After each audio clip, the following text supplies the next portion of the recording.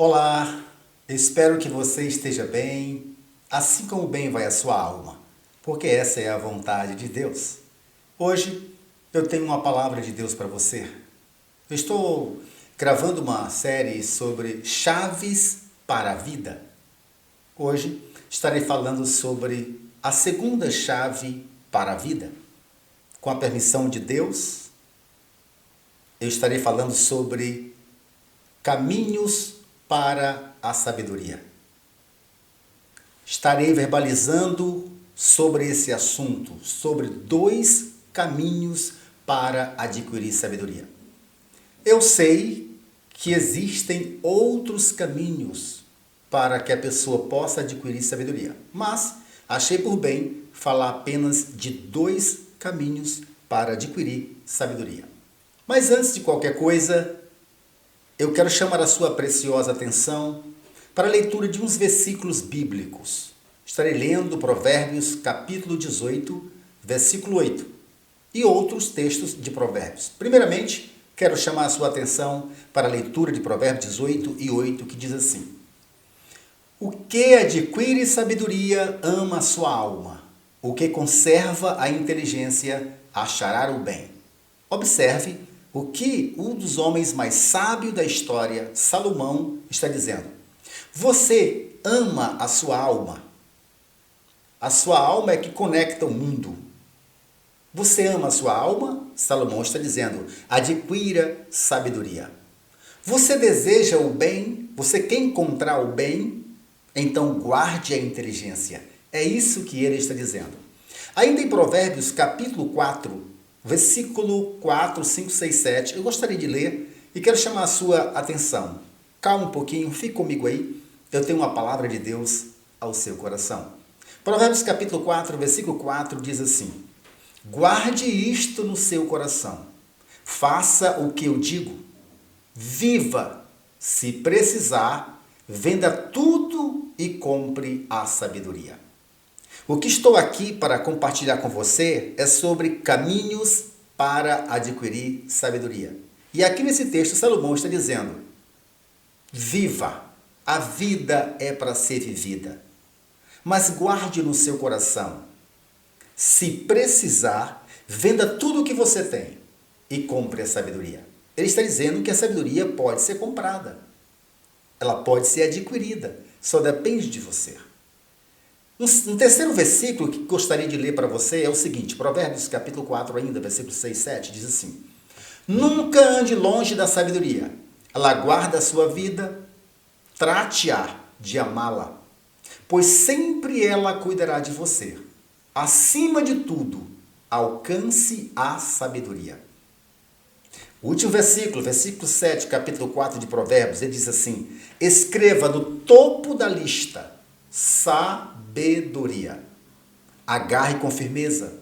Acredite, você não se arrependerá.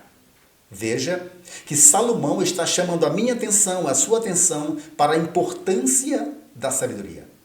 Ele diz, venda tudo o que tem e adquire sabedoria. Coloque ela no topo da lista. O que ele está dizendo? Que ela seja prioridade na sua vida. Que a sabedoria tenha primazia em sua vida. E a chave que eu tenho para compartilhar com você é caminhos para a sabedoria. E quero falar de 2 caminhos. Mas antes disso, um grande pensador, não deixe de dizer que ele foi um grande pensador, chamado Confúcio, ele disse que os caminhos para a sabedoria são 3. Primeiro, ele fala que é a meditação. O segundo caminho, ele diz que é a imitação, não é nobre. E o terceiro caminho, ele diz que é a experiência. Confúcio fala sobre esses 3 caminhos. Eu estarei falando apenas de 2, certo? E o primeiro caminho que eu gostaria de trazer a você, que é essa chave para a vida, primeiro caminho para a sabedoria, são os mentores. Exatamente isso. Os mentores são caminhos que nos levam a adquirir sabedoria.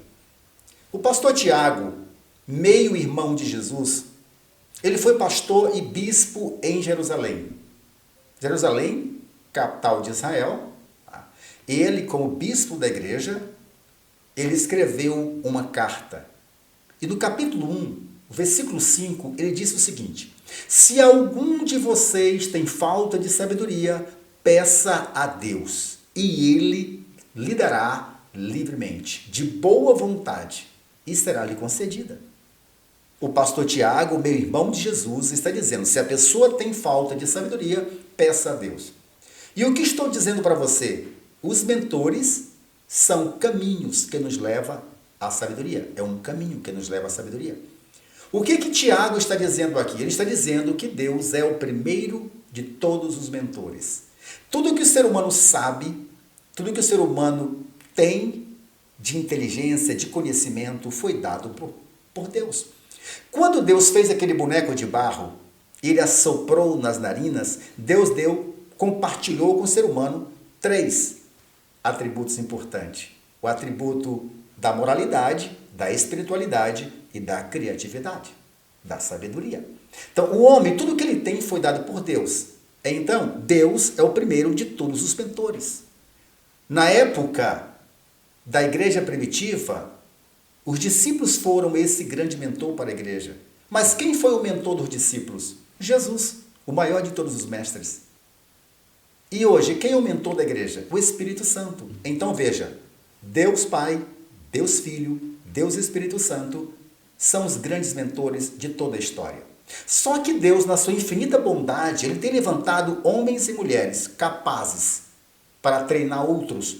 E esses treinadores eu chamo de mentores.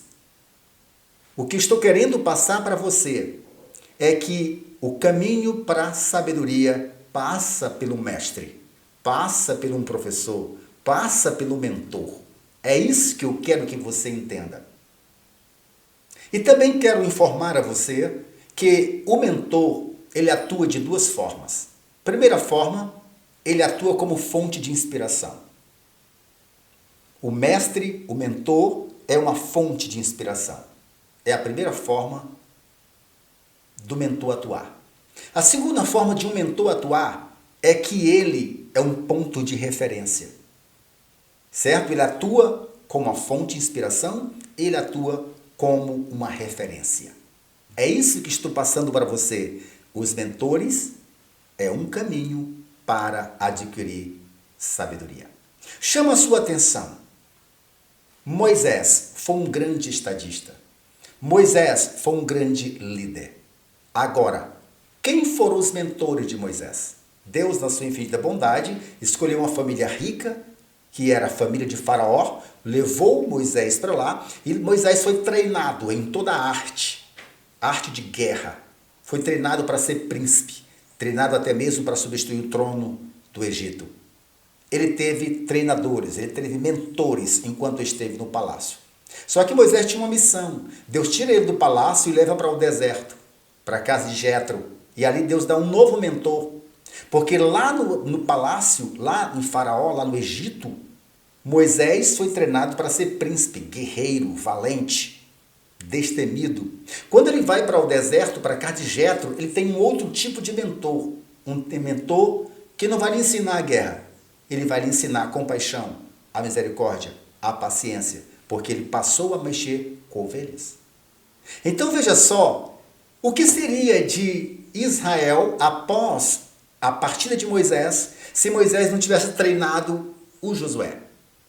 Quem foi o mentor de Josué? Moisés. Veja só, Deus, ao longo do tempo, ele tem levantado mentores para treinar pessoas, para passar o cajado, para abençoar outras pessoas. O que estou tentando passar para você? Uma chave para a vida. E essa chave para a vida que estou passando para você é que caminhos para a sabedoria passa pelos mentores. Mentores são meios, são ferramentas para que eu e você possamos adquirir sabedoria. Posso crer que ter um mentor é fundamental, mas nunca esqueça, o mentor, ele não vai fazer cócega em você. Ele não vai massagear o seu ego. O mentor vai lhe tirar da zona de conforto. Vai dizer o que sua mãe não diz, o que a sua namorada não diz. Ele vai dizer coisas que vai fazer você crescer. sair da zona de conforto. É isso que os mentores façam. Ele guia, ele fornece estratégia, dicas valiosas para que você e eu possamos crescer. Existem 4 mentores básicos no mundo. Os pais são mentores para a vida. São os pais que faz a mentoreação dos filhos para a vida. É os pais que fazem os filhos crescerem. É os pais que ensinam uma boa educação, boas maneiras, ética e outras coisas mais. Os pais são mentores para a vida toda. São mentores para o crescimento. Existe outro tipo de mentores, que são os líderes, os pastores. Eles são mentores para a maturidade espiritual. Existem também os professores, que são mentores para lhe ajudar a você entender melhor certa disciplina. São os mentores dos estudos. Mas existem também os mentores da promoção, que são os patrões. Os patrões, eles promovem. Os líderes, eles promovem. São os mentores da promoção. Então veja, existem mentores para o crescimento, existem mentores para a maturidade, existem mentores para a promoção, existem mentores para conhecimento. E eu pergunto para você, qual é o seu mentor? Qual é a área da sua vida que você precisa ser mentoreado? Eu posso acreditar, quando eu milito na área jurídica, principalmente na área civil ou criminal, 80% de todas as ações que eu já participei, eu fiz uma análise, pude perceber que aquele processo, aquela ação, se tivesse a pessoa tido um mentor, ele não precisava cair naquele mal que fez. 80% das ações acontece no judiciário por as pessoas não terem mentores para dar uma dica, dar uma orientação previamente, para que a pessoa não entre com ação com ninguém ou sofra algum tipo de ação. Os mentores, eles servem para tirar você da zona de conforto. Os mentores são caminhos para a sabedoria. Procure o mais rápido possível um mentor na área que você está seguindo, na área que você quer. Ninguém chega a lugar nenhum sem um mentor. Ninguém consegue nada sozinho. Todos nós temos mentores. Davi teve o seu mentor, José teve o seu mentor. Todos nós temos os nossos mentores. E você? Está precisando de um? Caminhos para a sabedoria. Segundo caminho que eu posso ver, primeiro são os mentores. Segundo caminho que nos leva a adquirir sabedoria são os erros. Exatamente, os erros. Que podemos chamar de experiências. Eu sei que ninguém está imune a erros. Quem nunca errou? Todos nós erramos. Sei que eu, já cometi um erro mais de uma vez. O mesmo erro mais de uma vez. E quando isso acontece, é porque eu não tirei lições dos erros. Augusto Cury é um grande pensador, é um psicólogo brasileiro, um escritor. Ele diz que os inteligentes aprendem com seus erros. Os sábios aprendem com os erros dos outros. Há também Adilson Machado, é um escritor brasileiro. Ele diz, não basta aprender com os erros, é preciso aperfeiçoar os acertos. O que eu quero dizer para você? Estamos sujeitos a errar. Errar é humano. Agora, permanecer no erro é ignorância. O que estou dizendo? Você quer adquirir sabedoria? Pode ser através dos mentores, mas também pode ser através dos erros. Os erros nos permitem aprender várias coisas, várias, mas eu quero apenas citar 4, certo? 4 coisas que nós podemos aprender com os erros. Muitas coisas, mas eu quero citar apenas 4 aqui, ok? Primeiro, existem coisas pelas quais nós não somos responsáveis. Quando nós erramos em determinada área, ou quando nós falhamos em uma determinada coisa, é porque talvez não era de minha responsabilidade aquilo. Porque nós não somos responsáveis por tudo. Temos que entender isso. E quando eu erro, aí eu tiro essa lição dos erros que eu cometo. Não era para mim fazer.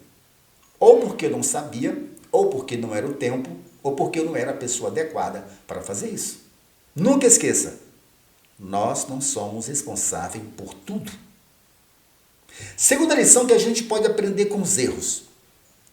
Quando você erra, você aprende. O que eu preciso priorizar?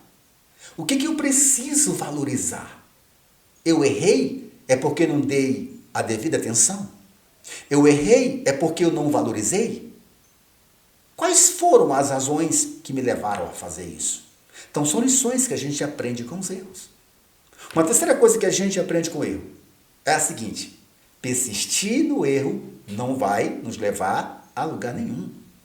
Então, você errou, calma, tira uma lição deste erro para servir como experiência para você, certo?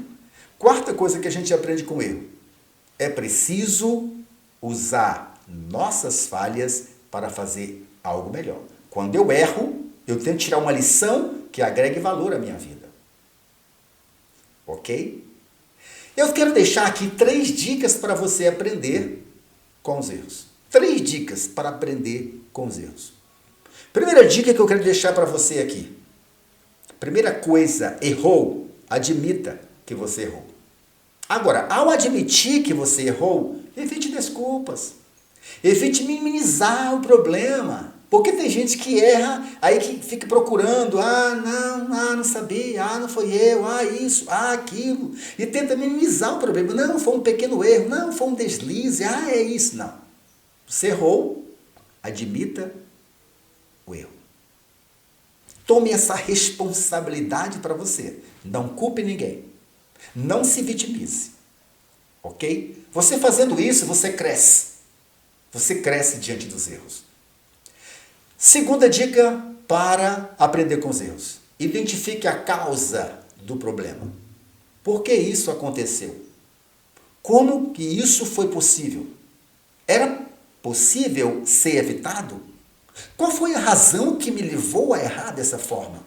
Então você admita o problema, identifique a causa. Quando você faz isso, identificar qual foi a causa, claro que você não vai errar o mesmo erro novamente. Terceira dica: o que eu posso aprender com essa falha? Como faço para ressignificar esse problema? Dar um novo norte? Tirar uma lição que agregue valor para mim? Pense.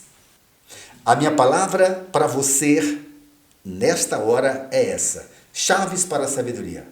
E essa é a segunda chave. Mentores e erros nos levam a adquirir sabedoria. Não esqueça disso. Se essa palavra lhe ajudou, se essa palavra está contribuindo para o seu progresso, passe ela a outros. Se você não é inscrito nesse canal, se inscreva. Se essa palavra lhe ajudou, Deus te abençoe. Passe a outro. Então, até um próximo momento. Deus te abençoe, Deus te guarde. E não esqueça, caminhos que nos levam à sabedoria são os mentores e os erros. Que Deus te abençoe, Deus te guarde. Até um próximo momento.